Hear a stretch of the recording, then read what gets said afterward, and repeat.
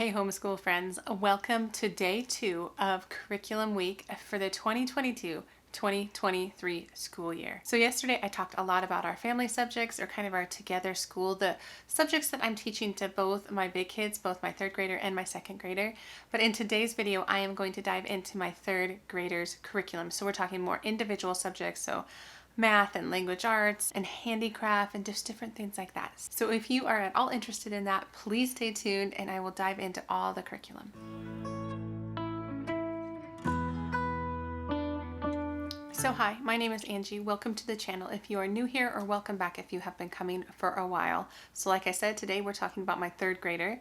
And for reference, he will be 8.5 in the fall and he turns 9 in January. And so that's my son. And I have recently just put out a video where I recap this past year, 2021-2022 school year, where we made a lot of curriculum switches, but it ended up working out really well for us.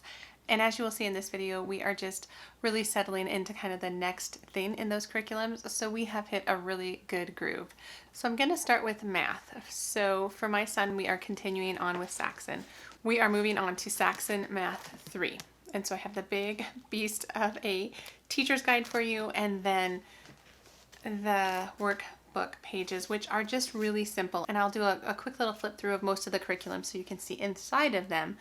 But Saxon has been working really well for him, and I'm just really happy to move on to the next level. After this, I believe the curriculum teaches more towards the students. But this is the last year where I'm highly involved. Although I did learn that Nicole, the math lady, has videos for Saxon Math 3, which I'm not currently planning on using, but it's in my back pocket in case I need the extra help, because I am bringing my twin 4-year-olds into our homeschool this year. But we'll see. Currently, I am planning on teaching my son Saxon Math 3. So that's his plan for math. And this isn't really a math supplement, but I always kind of include a logic into math. In my head, it makes sense. They are both straightforward subjects, and so we tend to really like the Mind Benders books. And I have picked up level 4, but I do have level 3 somewhere downstairs in our storage closet because we did not finish level 3, so I will have him work on level 3 first. But as you can see, these are just really fun workbooks. He enjoys the challenge of trying to put it together, putting the X's and the O's in all of the different boxes. And so we love logic around here. So that's kind of all encompassing those two things for math. And now let me move into language arts. Okay, you guys, language arts. I am still on the fence a little bit about some of this curriculum. So it could change come fall, but let me show you the stuff I'm pretty sure about. And then at the end, I'll show you kind of what I'm unsure. So to start with, I'm going to start with Sunlight. So I decided to give Sunlight Language Arts another try. And he would be in level 3 of Sunlight, which I'm just really excited about. And so I have already put together my big Sunlight binder here, and with all the different tabs, and all of his work is in here, and I'll just be pulling it out on kind of the weekly basis. And I'll show you a quick glimpse inside what the lesson plans look like for the language arts, especially for level 3. And you can see it starts out with spelling, and so this is my plan for spelling. I decided to stop using All About Spelling, and we're going to try the Sunlight spelling. And then next you can see a couple other things we're not using. We're not using Handwriting Without Tears or the MCP phonics, but we are using Wordly Wise. And I picked up Wordly Wise B for him, and I know there's a whole nother series of Wordly Wise, but this one coincides with the teacher's guide, and so I'll just follow the plan for when to use these for him this year. And this is a vocabulary program, if I forgot to say that.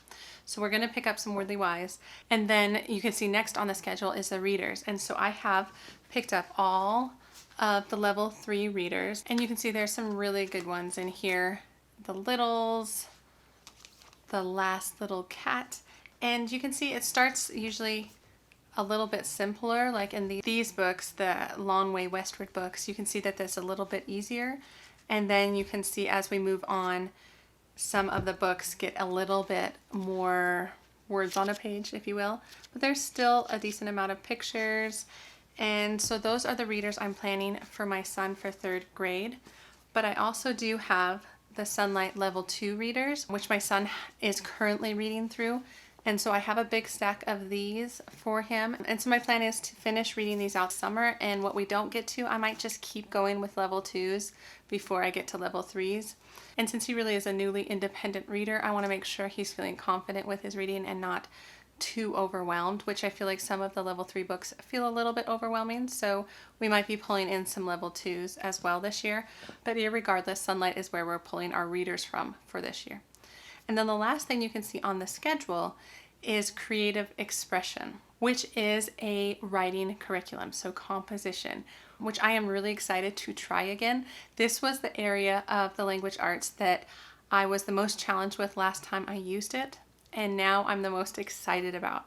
I feel like level 3 is good because it gives what's called the diamond notes, which are a way of teaching writing where like the topic sentences in the middle and then 3 main ideas around the sides and conclusion at home sort of idea. I might do a separate video talking about the diamond notes once we get into it, but I feel like it'll give them some good structure for writing. But I've also been reading and researching about natural learning when it comes to writing. I've read a number of Ruth Beecheck's books as well as Julie Bogart from Brave Writer. So I have definitely been looking into that style of teaching to write and teaching grammar and punctuation. So that's the other thing that you will note in the creative expression section of the instructor's guide is the copywork and copywork application. And in this section, I intend to actually add a little bit to it because it just has 1 day of copywork, but I really like the way Brave Writer does like French dictation and reverse dictation. And so my plan is to use that initial passage from Monday,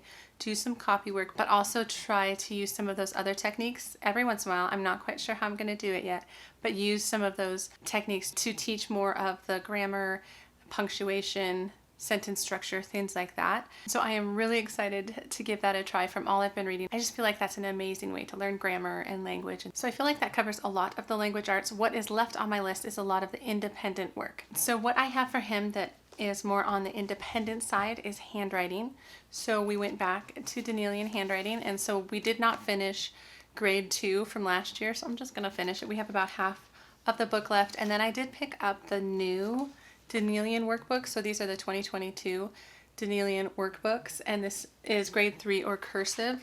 And as you can see, the new books are now in color, but they still very much have that Danielian style for teaching handwriting. So my plan is to use those in an independent fashion for my son. And then the next thing I have that's similar on the handwriting is I also want to teach my son typing. And so I made a whole video flipping through the Good and the Beautiful's typing curriculum, typing 1, 2, and 3. And so you can go look at that, but I'm going to have him do typing 1 this year independently so he can work on my computer while he does that. And so between the cursive and the typing, I feel like that will help him as we're starting to do kind of early composition type stuff. And the last thing I have in independent work is reading comprehension. This is an Abeka workbook. It's level 2, but like always, I feel like they're so ahead that I'm fine using a level below.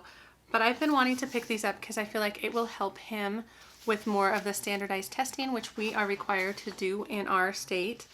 And so it's just basically I'll read the section, flip it over, answer the questions, and you can see the questions on the back of the page kind of vary in how they're asked. But I'm using this as a good tool for really myself to check his comprehension. Although I feel like with the Sunlight program, we do a lot of talking about what we're reading. So I'm not too worried. I just really liked this style because I feel like it matches a lot of the standardized testing. So I think it will be good for him to get a little exposure to this kind of style. All right. As for the language arts that I am unsure about, that I picked up but I'm not sure if I'm going to be using, is the Abeka grade 2. So I picked up the teacher's guide as well as the workbook for phonics and language. And here's what I was thinking. So with Abeka grade 2, they still are teaching phonics, but it is heavier on the language. So the Abeka phonics program is really K4, K5, grade 1, and part of grade 2, but I wasn't sure to what extent it was in the grade 2 program. And so when I picked this up, I was looking through it, and really it's just a lot of the review of the special sounds from grade 1. And since my son is independently reading, he's been taking off I'm a little unsure if I actually want to use this program. And one of my main concerns is I'm just not sure if that's how I want to teach the language, like the sentence structure and all of those things that are a major part of the worksheets and the work in grade 2. So I'm considering keeping it for a bit to see if maybe I want to use the phonics section as a review, or maybe I could just use all the charts and flashcards that I still own because I'm still teaching my other 3 children to read using Abeka, and I might just use those as review and just sell the grade 2 program, because I think in a way it's a bit redundant to the Sunlight program and we would just be doing too much. So I'm still on the fence as to how I'm going to use this. I bought it prior to him really taking off with reading, so now that he's taken off, I'm just not sure if I need it, if that makes sense. So that's how I'm feeling about Abeka grade 2. I have it, but I just don't know. Okay, so that is a majority of his work, but I always like to include a handicraft of some sort, like something that they're just trying to learn that they can do in their free time, but I'm a little bit more intentional with buying them resources and things like that. Last year he wanted to learn whittling, and that has gone really well, and he still is really liking it. Like, we got him a whole set of tools and extra wood and a Skillshare class last year, kind of around Christmas, because he was still so into it, and he still really likes it.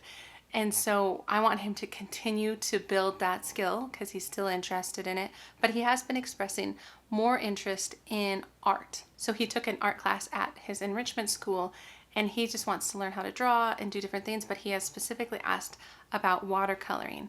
And so I'm collecting resources. I did pick up the Good and the Beautiful's watercolor set. I think this goes with their grade 5 program, and I plan on using it. It gives a little bit of instruction, has an instruction manual here, as well as these papers that actually have a sketch or an outline. I'll put that. I don't know if you can see that, of the watercolor picture that they're going to be watercoloring. So it kind of takes away the need for them to sketch it themselves, which I liked. So I'm excited to try this. I have another resource that I have picked up more for myself because I'm interested in watercoloring, but it's a YouTube channel. Her name is Shada Campbell. I'll link her down below. She has like a Patreon, and you can pay $2 a month and you get all of her kind of worksheets and things like that. The only thing is she does a lot of flowers, and we're talking my son, but I also think she could really teach technique and color mixing and things like that in a really tangible way. And then I'm thinking of picking up some sort of resource like a book off of Amazon to get more into watercoloring, because he started using my nice watercolor paints and he's old enough not to mix them all together, and he's been really enjoying that. So those 2 things I'm thinking of using for his handicraft, for the more creative part of his curriculum for the year. So that is what I am doing for my 3rd grader. I am so excited, you guys. I feel like he is going to grow so much. We have so many fun things for him to learn. I mean, he might not think it's as fun, but I really love like all these stacks of books and different things. So I'm excited. And let me know down below if you have a 3rd grader, what are some of the things you are using for your kiddo?